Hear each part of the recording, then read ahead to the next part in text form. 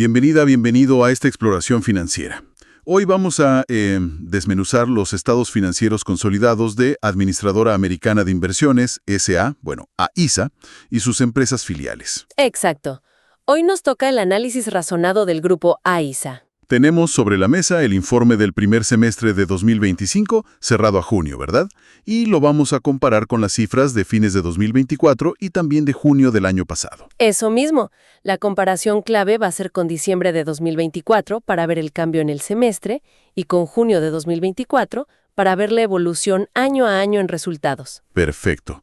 Nuestra misión, digamos, es entender qué nos revelan estos números sobre la salud financiera del grupo, cómo les fue en rendimiento y qué riesgos están manejando.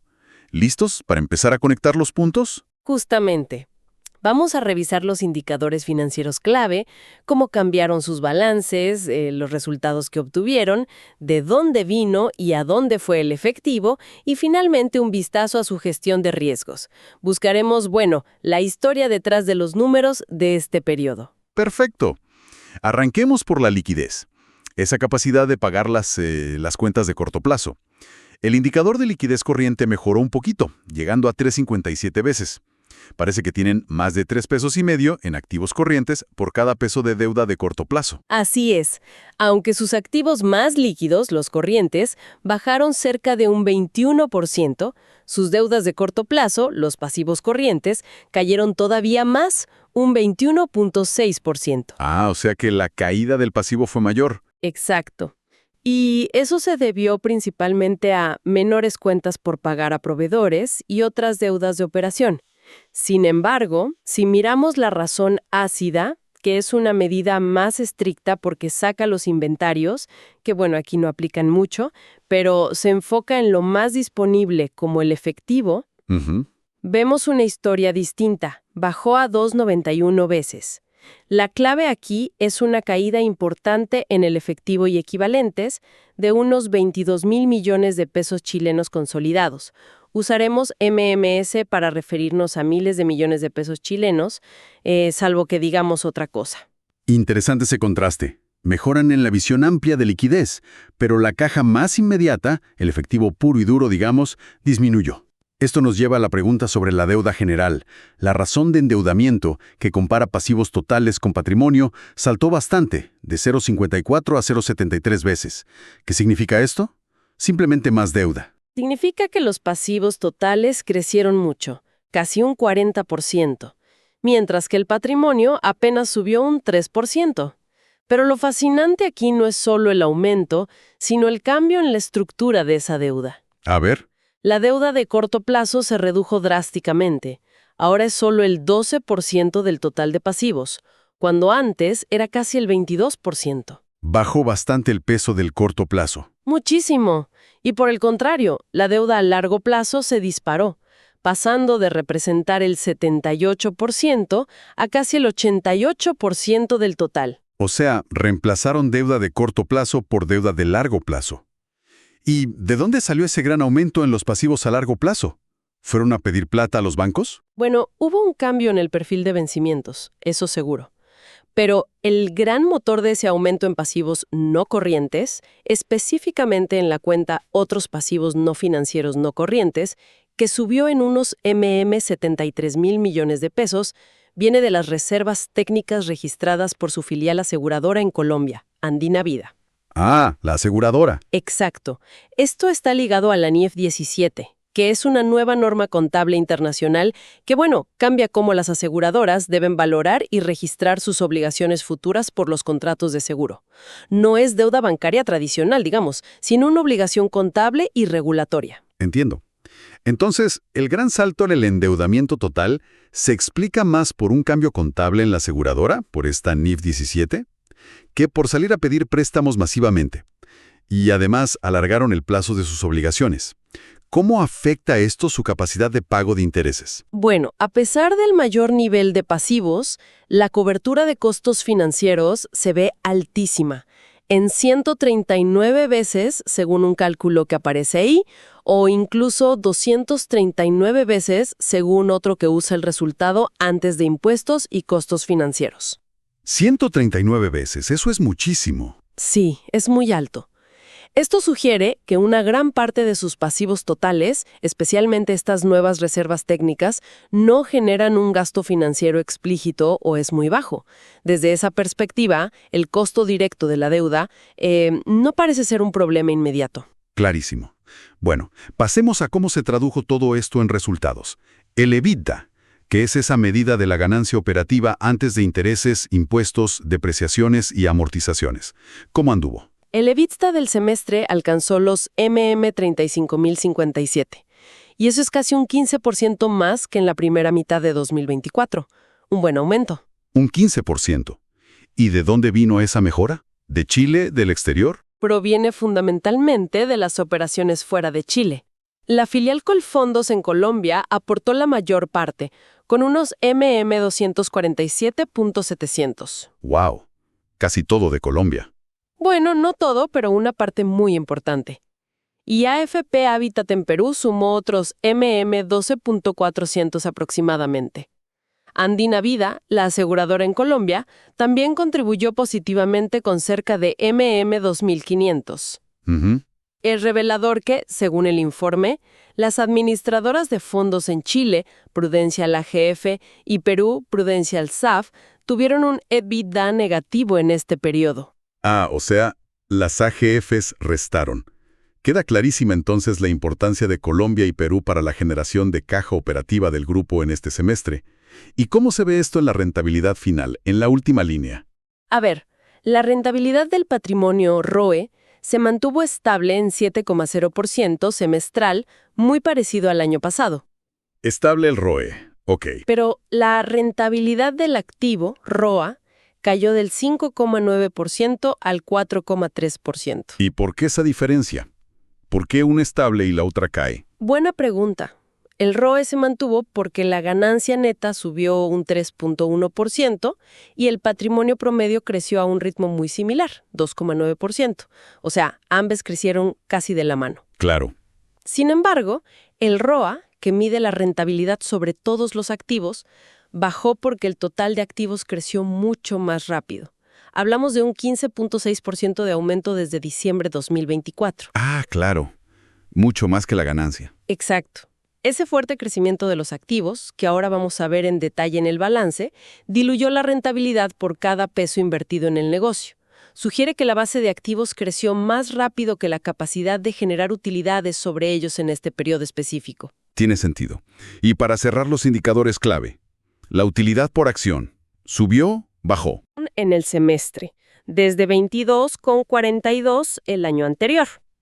Esto es, consistente con una ganancia ligeramente mayor y el mismo número de acciones en circulación. Ok. Ahora profundicemos un poco en esos cambios del balance general, comparando junio 2025 con diciembre 2024. Ya vimos la caída del 20,6% en activos corrientes. Mencionaste antes la baja en efectivo de 22.399. ¿Dónde se sintió más esa caída? La disminución del efectivo fue bastante generalizada, Se vio en la matriz AISA, en Colfondos, en Andina Vida y en AFP Habitat Perú también. Solo la filial Habitat Andina mostró un pequeño aumento. O sea, casi todas las filiales con menos caja. Sí. Y también cayeron otros activos financieros corrientes, en unos MM6000, principalmente en Colfondos. Esto refuerza la idea que comentábamos, una menor disponibilidad de caja inmediata al cierre del semestre. Pero la gran historia está en los activos no corrientes, los de largo plazo. Crecieron un impresionante 28,8%. Son como $104,000 más. ¿Cuál es el componente principal ahí? El protagonista absoluto es la cuenta Otros activos financieros no corrientes, que aumentó en casi $102,000. ¿Prácticamente todo el aumento viene de ahí? Casi todo. Y dentro de esto hay varias cosas. Mayores inversiones de Colfondos, como certificados de depósito a término, los CDT, un aumento en el encaje legal que deben mantener las AFP tanto en Perú como en Colombia por regulación. El encaje. Y el factor más grande, un incremento de más de $80,000 en las reservas de inversión que respaldan las obligaciones de Andina Vida en Colombia. Otra vez, relacionado con la implementación de la NIF 17. Ah, o sea que vemos cómo esa norma contable impacta fuerte en ambos lados del balance. En los pasivos, con las reservas técnicas, y en los activos, con las inversiones que las respaldan. Exactamente. Se ve la conexión claramente. Muchos de los nuevos pasivos a largo plazo, que son estas reservas de seguros, tienen como contrapartida un aumento en activos financieros a largo plazo, que son las inversiones que respaldan esas reservas. Entendido. Y del lado de los pasivos, ¿qué más cambió? Además de lo que ya comentamos de la NIF 17 y el cambio de corto a largo plazo. Bueno, confirmamos lo que dijimos antes. Los pasivos corrientes bajan 21,6%, unos MM8100, por menores cuentas por pagar y provisiones de corto plazo. Y los pasivos no corrientes suben con fuerza, plus 56,2%, casi MM76,000. Impresionante el salto del no corriente. Sí, impulsado principalmente por esos otros pasivos no financieros que ya mencionamos, las reservas NIF 17 en Andina Vida, por MM73,000. Y también un aumento menor de unos MM3200 en otras provisiones no corrientes que está asociado a temas legales, provisiones por litigios en Colfondos. Ok. Y para cerrar el balance, el patrimonio. Creció poquito, un 2,9%, sumando unos MM9200. Correcto. Este aumento se explica lógicamente por la ganancia del semestre, que fueron unos MM23,090, pero ojo, que se vio disminuido de forma importante por dos factores principales. A ver. Uno, el pago de dividendos a los accionistas, que restó MM7217, y dos, ajustes negativos en la cuenta otras reservas dentro del mismo patrimonio, por unos MM6,666. ¿Y qué son esas otras reservas? Incluyen varias cosas, pero principalmente el efecto de convertir los estados financieros de las filiales extranjeras a pesos chilenos, lo que se llama ajuste por conversión, y también otros impactos que la propia NIF 17 genera directamente en el patrimonio al momento de su adopción. Ah, ok. O sea, la ganancia subió el patrimonio, pero los dividendos y estos ajustes contables lo bajaron bastante. Muy bien, ya tenemos una imagen clara de cómo cambió la foto financiera. Ahora veamos la película. El estado de resultados del primer semestre 2025 versus el de 2024. La ganancia bruta subió un 6,6%, unos MM4,900 más. ¿Qué impulsó esto? El informe lo atribuye a mayores ingresos por comisiones en Hábitat Perú y sobre todo a mayores ingresos por primas en Andina Vida. Estos aumentos compensaron una leve caída en los ingresos de Colfondos. Y además de los ingresos, costos. Sí, además hubo una disminución significativa en los costos directos asociados a la operación de Andina Vida, o sea, los costos de siniestros y otros costos relacionados con los seguros.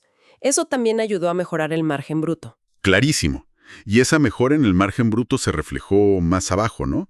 En el resultado operacional. Exacto. El resultado operacional creció un sólido 16,4%, que son MM4,245 más que el año pasado.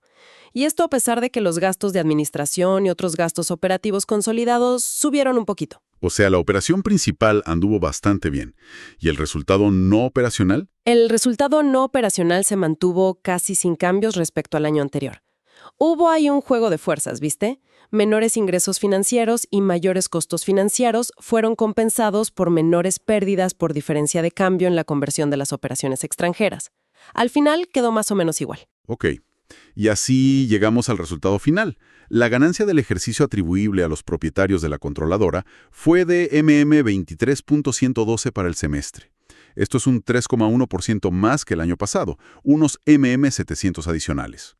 Pero aquí viene el dato que ya adelantamos y que me parece crucial para entender la dinámica del grupo. Exactamente. Si desglosamos esa ganancia, vemos la película completa. Las filiales extranjeras, principalmente Colombia y Perú, generaron en conjunto una utilidad de más de MM26,000. Más que la ganancia total. Sí. Mientras tanto, la matriz AIS en Chile y las otras filiales nacionales registraron una pérdida conjunta de más de MM3,000. La dependencia de los resultados internacionales es, muy marcada en este periodo. Es un punto clave, sin duda. Ahora, ¿cómo se movió el dinero real? Miremos el estado de flujos de efectivo para el semestre. Las actividades de operación generaron un flujo positivo bastante robusto, 73.607, muchísimo mejor que los apenas 12.000 del mismo periodo en 2024. Sí, la operación en sí misma fue una buena generadora de caja este semestre. Hubo cobros importantes a clientes, más de 135.000, que si bien se usaron en parte para pagar a proveedores, empleados y otros gastos operativos, dejaron un saldo neto positivo considerable. Ok, buen flujo operativo.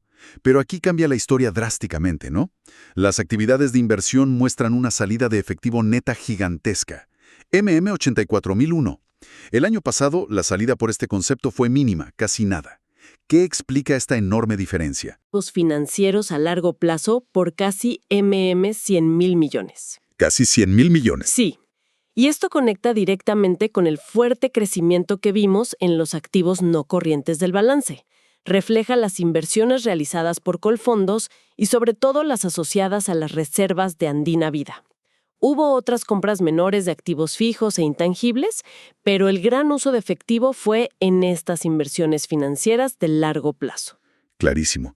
Se generó caja operativa, pero se invirtió mucho más en esos activos financieros. ¿Y la financiación?